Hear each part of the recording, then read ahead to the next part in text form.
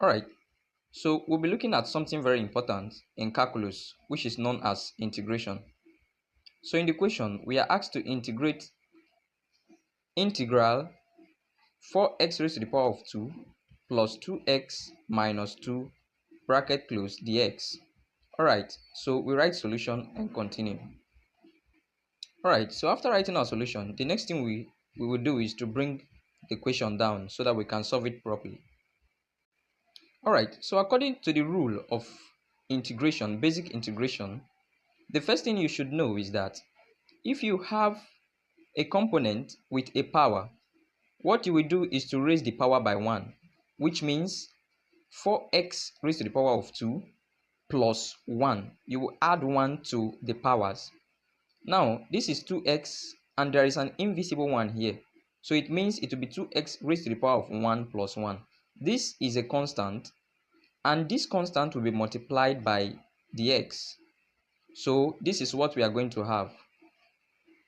I told you that the first thing to do is to raise the power by 1, which means you add 1 to the power. So here we have 4x 2 plus 1, and here we have 2x. There is an invisible 1 here, plus 1, and here we have a constant. So multiply the constant by x. You know, when we have a bracket and there is a component inside the bracket and outside the bracket, we multiply what is inside the bracket with what is outside the bracket, unless it is separated by a sign like negative sign or positive sign, then it will not be multiplied. But if they are directly together, you multiply them. So minus 2 times dx will give us minus 2x. So the next thing to know is that you have to divide the component by the power.